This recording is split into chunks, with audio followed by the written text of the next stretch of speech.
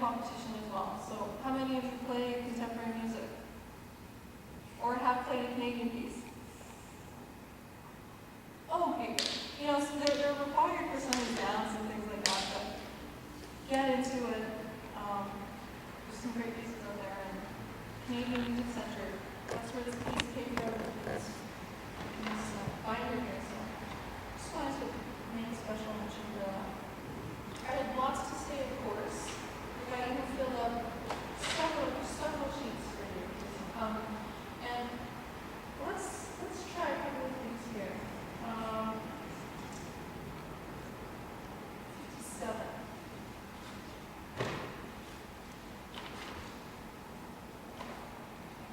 Now, here's a major thing for string players. This is like our lifelong goal to play music, right? So it's the hardest, one of the hardest things that we have to deal with. It's what makes our lives difficult. It does, even we have the ability to have meaningfulness in the intonation, like a D sharp and E major is much different than a D sharp and E major, for example, right? Because it's the income in E versus a third. But at the same time, we need to make sure that we practice centering our pitch. So I thought I picked out this example for you because I don't know what are some of your strategies for intonation. I'll just ask you straight up. Practicing slowly, listening to yourself.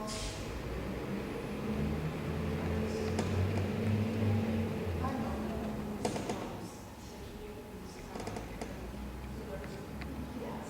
Oh, very good. This is what I thought here now. A lot of this kind of music, contemporary music, but any music requires some analysis, right? Getting and studying the score. I wonder if we can play this bar. And what is our centered note?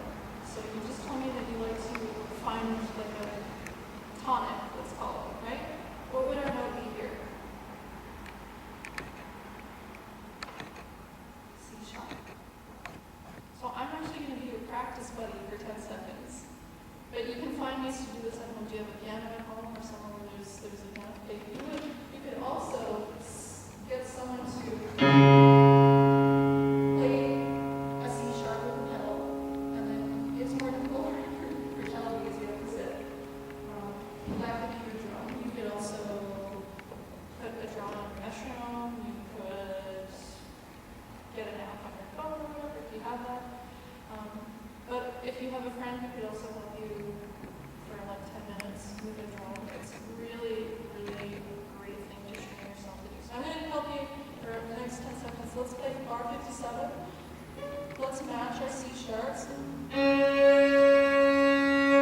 And it's like we're playing a string quartet. I want you to do every note, not necessarily in rhythm, but without a breath. So one beautiful bow for each note, and tune it to the. All right, so we'll match our C sharps, and then each one will be an interval. We'll make an interval movement.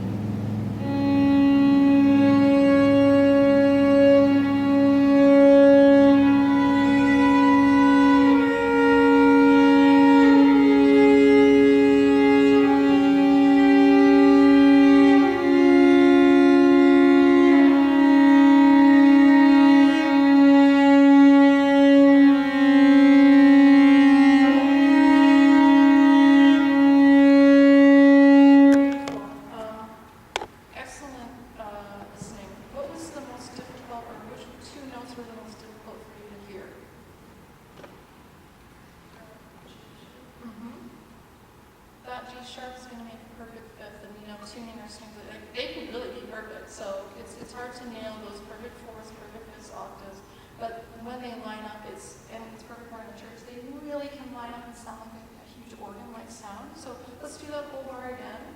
And when we get to the fourth note, the G sharp, let's find it so it really lines up perfectly.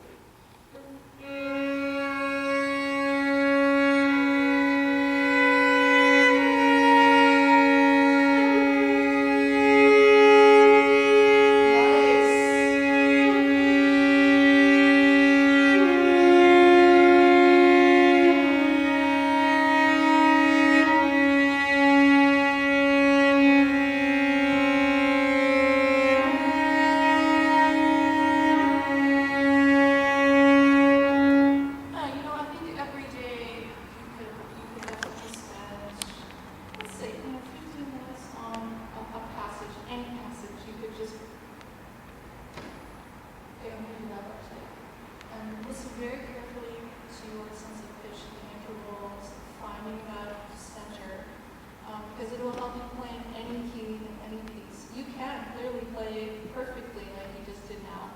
And why don't you try you by yourself in the rhythm and just retain what you just did, because hopefully by the end of these kinds of exercises you train yourself to hear that drone inside, even though it's not happening at all. Let's try da da da da da da da da da da. Maybe that speed.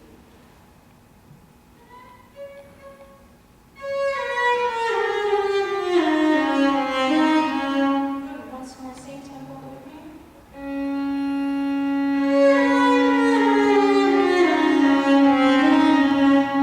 But interestingly enough, things change. It's actually a different note this time when you change the tempo, but training yourself to also listen carefully to what you just did and evaluate is really, really helpful.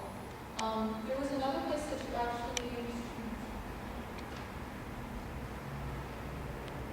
oh yeah, we needed to also differentiate. We need to, thanks everyone for bearing with us for just another second while we're in practice buddy mode here. 2 more things. Yeah.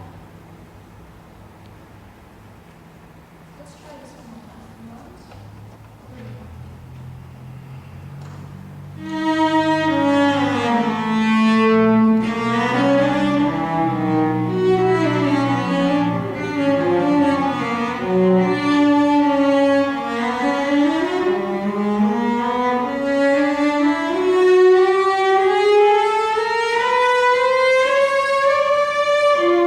That was fabulous. Good.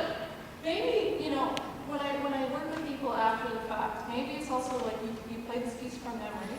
Sometimes our ears get a little bit blocked up because we're really thinking hard about, okay, how does this part go? What am I doing? And the main thing is just to keep yourself listening, because you totally can do this. That's spot on. That's great. Focusing on getting yourself into position, like I said to Carly, just like anticipating where your hand needs to go, especially when you need to go into that position. It's a tricky shape to feel. I don't know what that feels like, because I don't need to do it, but I've spent a lot of time with Gary Charles, and you just have to prepare for when that comes so that you're not in a weird angle and doing it all just fingers.